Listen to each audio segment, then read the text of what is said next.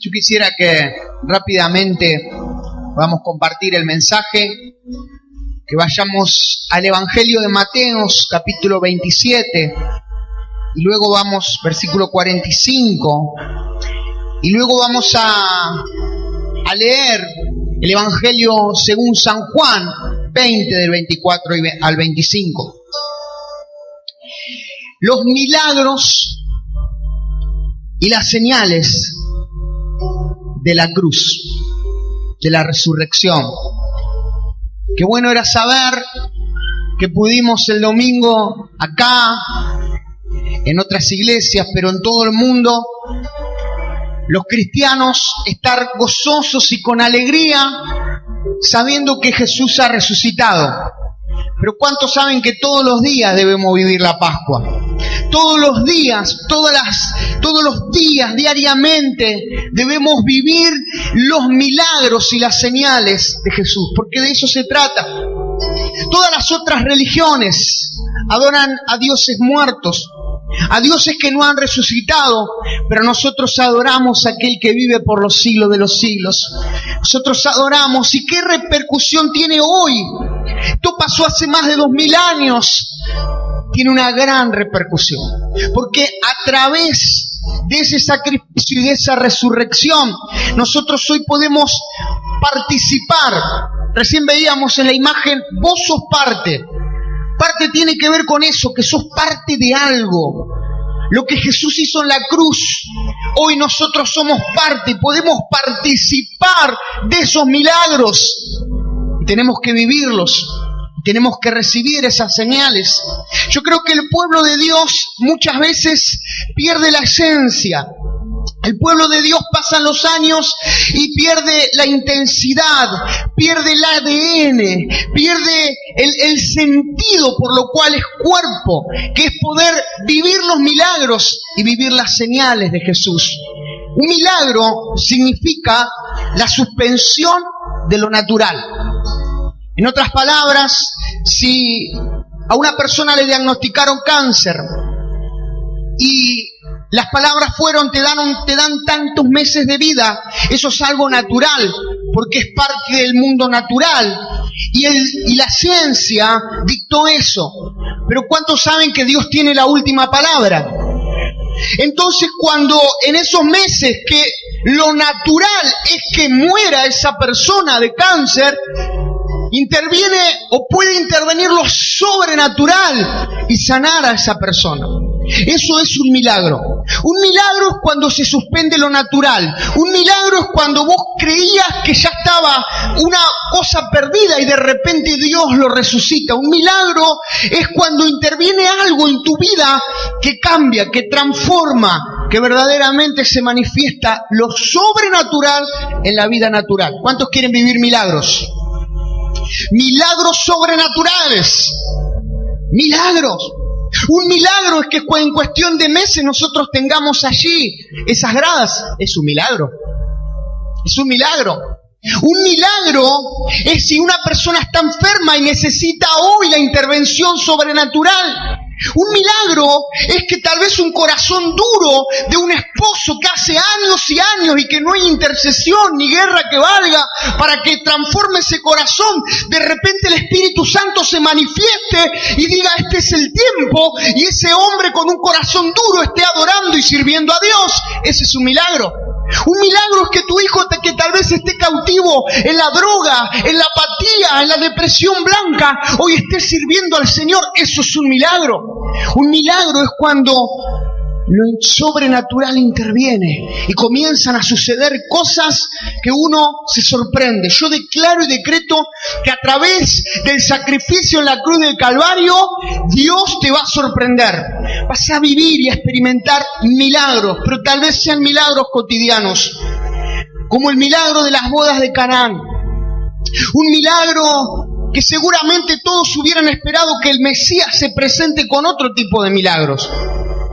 Tal vez alguna resurrección, sanar a algún enfermo terminal, dar de comer. Hubiera sido bárbaro que tal vez para los teólogos, los fariseos, en la presentación el primer milagro de Jesús hubiera sido multiplicar los panes y los peces y darle de comer a la gente. Pero fíjense que Jesús elige que su primer milagro sea convertir agua en vino y poder dejar satisfecho en una fiesta a unos novios que se habían casado. Porque en realidad los milagros son milagros cotidianos de la vida. Tal vez recién yo nombré el cáncer y nombré que puede haber un milagro de una persona que se esté sanando de cáncer. Pero tal vez tu milagro es que comience a haber un cambio en tu trabajo porque no das más.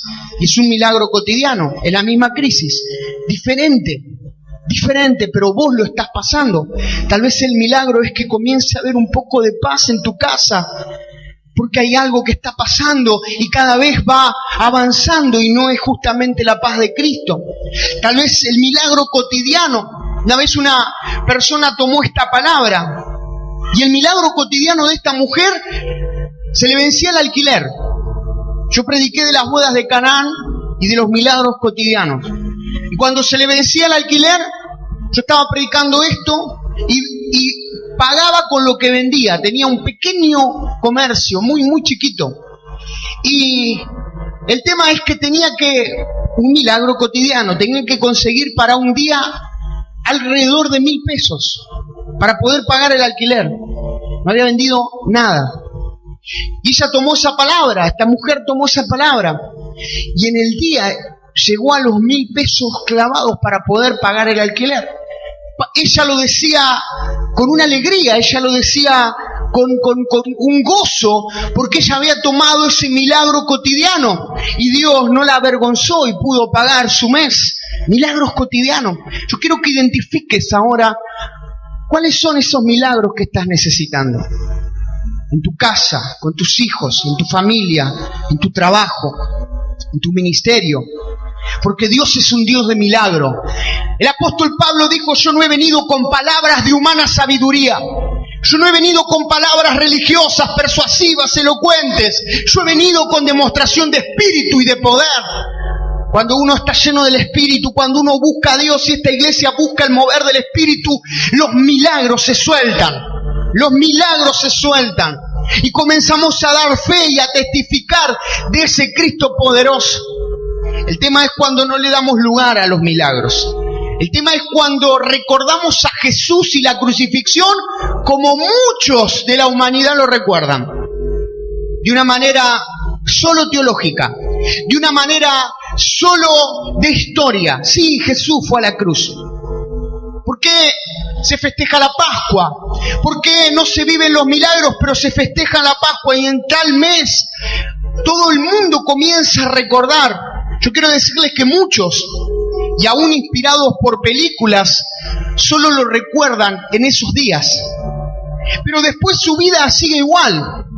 Solo recuerdan que fue a la cruz como nosotros tal vez. Si hoy yo les pregunto qué nos enseñaron en la primaria, en la secundaria, sobre San Martín. San Martín cruzó los Andes, claro, sí. Libertó, fue el libertador de pueblos y algunas cosas más, Perú, Chile, Argentina. Pero lo recordamos ¿cómo? Lo recordamos no desde nuestro corazón, no desde nuestra vivencia, lo recordamos históricamente. Hay muchos y aún iglesias que creen y recuerdan a Jesús no desde la fe, no desde lo vivo, no desde la pasión, sino de la historia. Jesús fue a la cruz. Por eso que no viven milagros. Esa fe no es una fe ni salvadora ni una fe de milagros. La fe de milagros es poder no recordar, sino vivir el momento en el cual Jesús en la cruz murió por nosotros. Poder vivir cada día. El querigma era eso, era un mensaje de 5 puntos. Era un mensaje, el querigma significa mensaje. Y los apóstoles predicaban eso, porque hacían vivo la pasión, la crucifixión y la resurrección de Cristo. Es por eso que los milagros se soltaban. Y hubieron algunos milagros que yo quiero que en esta noche no lo creas históricamente, lo creas de lo más profundo de tu corazón y hoy podamos vivir esos milagros. Hoy podamos, porque todo lo que Jesús hizo, lo hizo por algo, lo hizo con un para qué. Por ejemplo, dice versículo 45 que hubo tinieblas. Hubo tinieblas. Versículo 45 del capítulo 27. Y desde la hora sexta hubo tinieblas sobre la tierra hasta la hora novena. Primer milagro. El milagro de que las tinieblas no fueron a la noche. Esto ocurre, el primer acontecimiento sobrenatural ocurre desde las 12 del mediodía hasta las 3 de la tarde. Se puso oscuro, se puso de noche en pleno mediodía, porque eso tiene una respuesta espiritual, como está profetizado en Amós 8:9. Y como dice la palabra en Colosenses capítulo 2 del 13 al 15, que en el momento en el cual Jesús a las 12 del mediodía estaba en la cruz, todas las huestes diabólicas se concentraron en ese lugar y estuvieron allí, porque los demonios y Satanás y los principados y los guardianes no son omniscientes como lo es Dios. Ellos pueden discernir, ellos pueden percibir, pero no sabían cómo era el plan, no sabían bien cómo era la cosa, si moría o no moría, si iba a resucitar, y estaban todos allí. Lo que sí podían percibir es que estaban perdiendo la batalla. Lo que sí podían percibir es que estaban siendo expuestos. Por eso la Biblia dice que los expuso públicamente, triunfando sobre ellos en la cruz del Calvario. El primer milagro simboliza que Dios expuso a los demonios de las 12 hasta las 3 de la tarde, y que esa oscuridad que se expuso allí fue porque estaban perdiendo la batalla, porque Jesús iba a morir en la cruz, iba a descender hasta las profundidades, iba a arrebatarle las llaves del Hades a Satanás. Pero también representa algo, dice que allí anuló el acta que nos era contrario. En otras palabras, nuestra vida sin Cristo hubiera sido noche todos los días. Hubiera sido negro, oscuro todos los días. Cuando salíamos a predicar con los jóvenes allá en Bahía, llevábamos unas encuestas. Entonces le preguntábamos, la primera pregunta era: ¿cómo ves el futuro? De 10, 8 decían negro, oscuro, negro, sin esperanza. Porque así estaba nuestra vida. Nuestra vida estaba sin esperanza, nuestra vida estaba oscura. Pero también tiene un simbolismo más fuerte y más poderoso. El Señor va a disipar toda oscuridad, va a disipar toda tormenta que se haya levantado contra ti. El Señor va a disipar toda nube que quiera frenarte, que quiera traer confusión, y va a comenzar a nacer la luz de justicia sobre ti. Porque muchas veces hay tormentas que se levantan, tormentas contrarias, tormentas oscuras, las tormentas, los días grises. Hay personas que le gustan los días grises. La mayoría de las personas, dicen los sociólogos, que los días grises, oscuros, no les gusta, que les gustan los días soleados, porque representan otra cosa. Pero hay personas que, aún siendo cristianos, muchas veces viven días grises, viven tormentas, viven dificultades, viven problemas, viven tormentas que a veces vienen de Satanás, como en el momento en el cual Jesús se subió a la barca con los discípulos. Y dice que se levantó una gran tormenta que les era contraria. La palabra contraria es demoníaca, tormentas diabólicas que se levantan. Tormentas que quieren frenar tu fe. Tormentas que quieren traer confusión, y en el día que más te pones a orar, más tormentas se levantan. En el día que más querés proyectar y crecer, en el día que vos decís, es un día en el cual voy a avanzar, allí se levantan las tormentas. Tormentas de confusiones. Las tormentas confunden. Pero quiero decirte que Jesús es el sol de justicia. Y Él va a disipar toda tormenta en este año. Va a disipar toda tormenta en este mes, en estos días. Porque la Biblia dice que la senda, el camino del justo como la luz de la aurora, que va de aumento en aumento hasta que el día es perfecto. Por eso yo declaro eso en esta noche. Yo quiero declarar y orar que esas tormentas se van a disipar y va a salir el sol de justicia. El velo del templo se rasgó, versículo 51. El velo del templo se rasgó de arriba hacia abajo. El velo era una tela gruesa, una cortina que separaba el lugar santo del lugar santísimo. Dice el autor a los Hebreos 3:9, del 3 al 5. Y simbolizaba la separación de el pueblo con el lugar de la presencia de Dios. Pero Jesús, a través de ese sacrificio, Jesús a través del sacrificio de la cruz del Calvario, rasgó el velo. Él es nuestro sumo sacerdote. ¿Y qué había allí en el lugar santísimo? Estaba el arca del pacto. El arca del pacto tenía 3 elementos. Primero, el maná. Segundo, tenía la vara reverdecida que representa frutos de Aarón y las tablas del pacto. Cuando la presencia de Dios se manifiesta en nuestras vidas, hay 3 cosas que nos van a acompañar siempre, si estamos dentro de la voluntad de Dios. Primero, el maná. ¿Cuántos creen que Jesús es el pan de vida?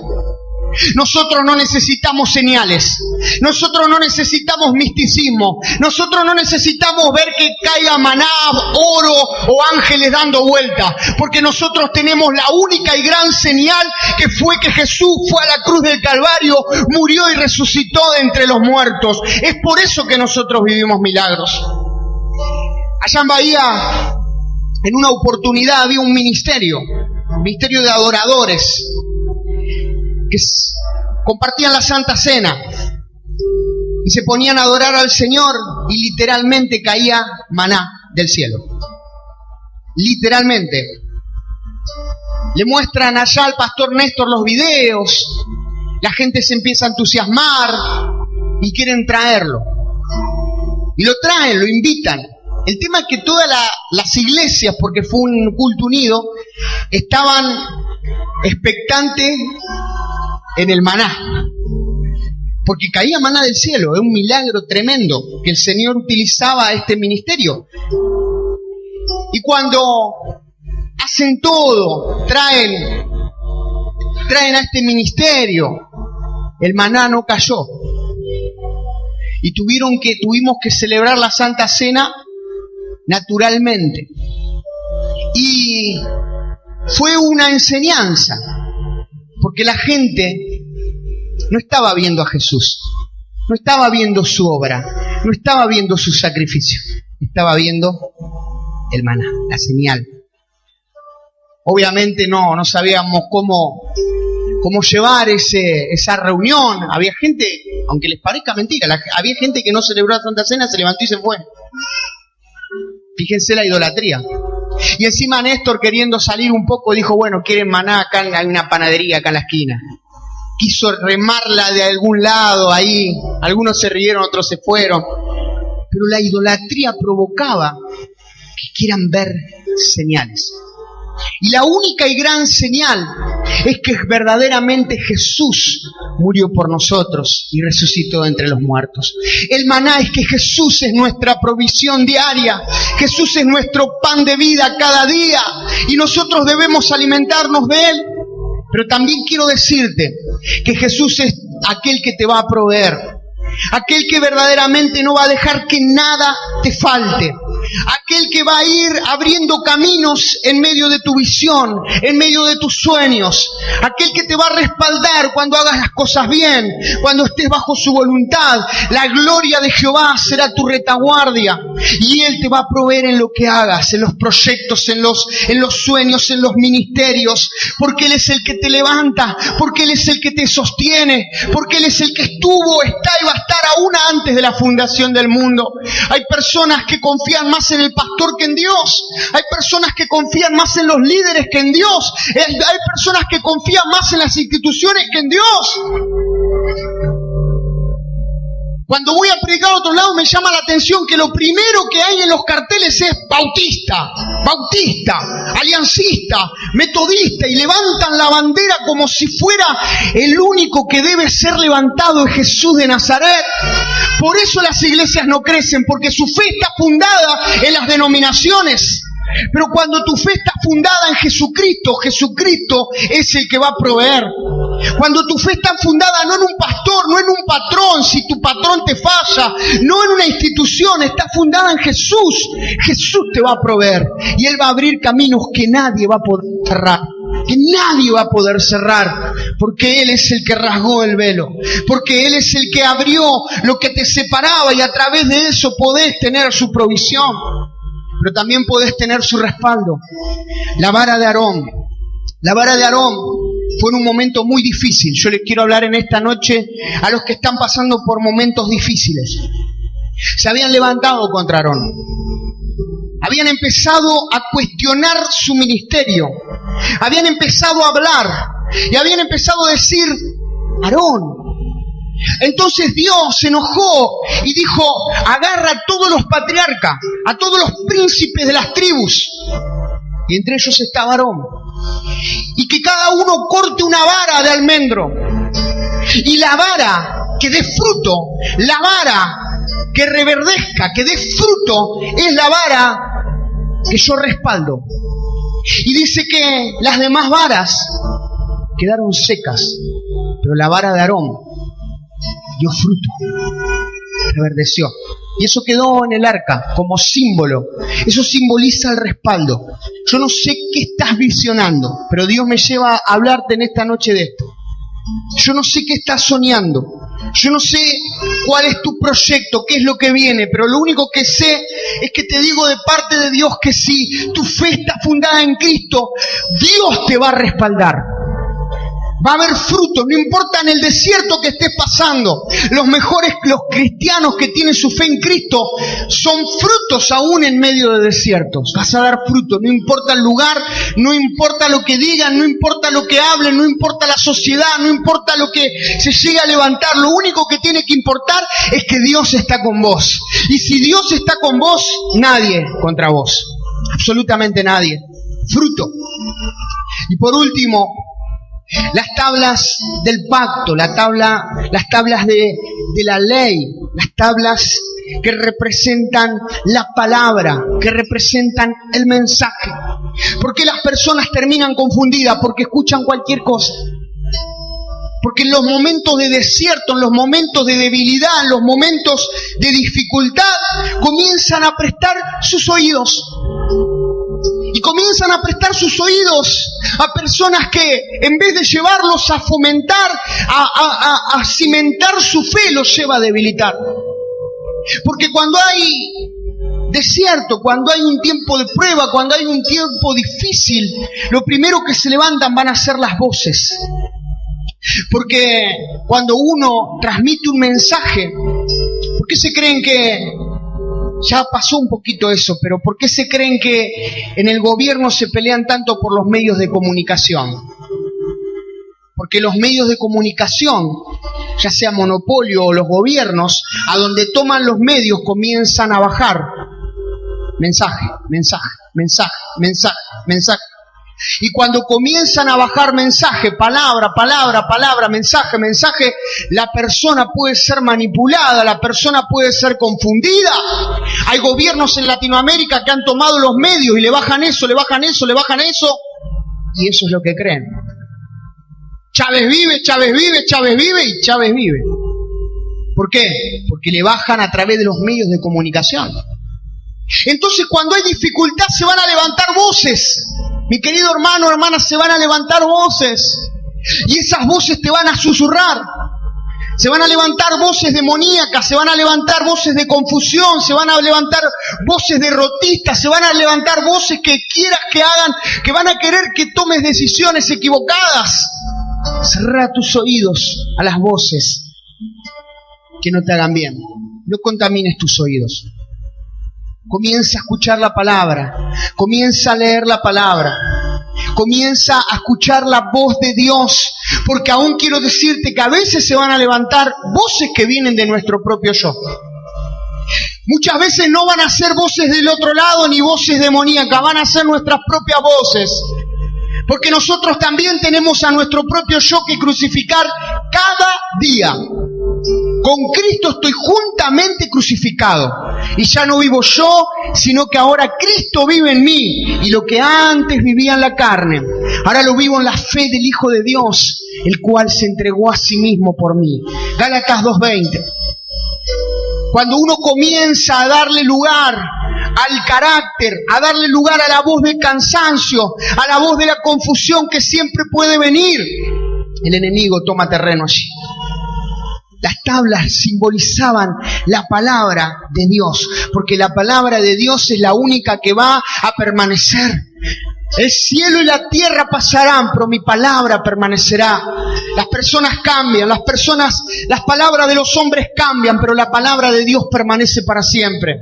Entonces, si Él dice te ama, Él te ama. Si Él dice A, es A. Si Él dice sí, es sí. Es importante esto. En una de las reuniones que teníamos allá, el Señor pasan adelante unas personas y había una mujer muy consternada, llorando. Y el Señor me dice que le diga, decile sí. Y yo replanteé nuevamente mientras estaba orando, digo, ¿cómo? Decile sí. Y nada más. Y yo ya sé que cuando Dios me dice que diga A, digo A. Después, lo importante es obedecer. Pero no me cerraba nada. Entonces le dije, mira, el Señor me dice, te pido que el Señor confirme esta palabra, pero el Señor no me permite saber qué es, pero me dice que te diga sí. Si estaba llorando, comenzó a llorar más, yo no entendía nada, oré, dije, Señor, confirma esta palabra. Y al otro día vino el matrimonio, y ellos estaban haciendo inseminación in vitro, porque no podían tener hijos. Y se habían levantado voces, le estaban diciendo no, porque es pecado, no porque esto, no porque lo otro. Y ellos estaban ya casi tomando, porque tenían la autorización de su pastor, ya casi tomando la decisión, pero el enemigo venía y le decía no, hasta que la palabra de Dios dijo sí. Y ellos pudieron. Ahí al otro día, a las 9 de la mañana iban. Entonces, cuando la palabra de Dios te guía, cuando la palabra de Dios te va confirmando lo que los demás digan, te debe tener sin interés. Porque las personas se dejan llevar por palabras, por palabrerías. Cuidado con lo que escuches, cuidado con lo que susurra tu mente. El tercer milagro, la tierra tembló. Dice que las rocas se partieron. Versículo 51. Las propias rocas se partieron. Este es un milagro sobrenatural, porque el suelo de Palestina es un suelo muy rocoso y no es un suelo blando como las tierras nuestras. Es un suelo, por eso Dios tiene que enviar la lluvia temprana y luego la lluvia tardía. La lluvia temprana es un rocío que va remojando de a poquito, porque si vienen lluvias fuertes, comienza a rebalsar, porque el suelo se pone como hierro, pero va remojando, hasta que luego viene la lluvia tardía. Sin embargo, cuando Jesucristo resucitó, esas piedras inconmovibles, esas piedras que parecían que iban a estar allí, se rompieron, se partieron. ¿Qué significa este milagro hoy? Yo quiero declarar que las piedras que vos creés que no se pueden partir, se van a partir. Yo quiero declarar en esta noche que las piedras que vos creés que está duro, que vos creés que realmente solo el milagro de Dios puede romper eso, se van a romper. Porque Jesucristo partió un suelo duro. Su milagro de quebrantamiento. Esto es un milagro de rompimiento. Hay cosas que Dios las puede romper. Hay cosas que ni siquiera tu ayuno las rompen. Hay cosas que ni siquiera en tu oración las rompen. Hay cosas que ni siquiera tus acciones las rompen. Hay cosas determinadas, sobrenaturales, que solo Dios puede romper. Y el Señor, a través de la resurrección, partió, rompió. Yo quiero que identifiques en esta noche esas cosas que vos crees que son imposibles, que vos crees que está más duro que cualquier roca. En esta noche Dios va a romper todo. Va a venir un rompimiento. Los sepulcros se abrieron y los cuerpos de los santos se levantaron. Y por último, el milagro de la resurrección.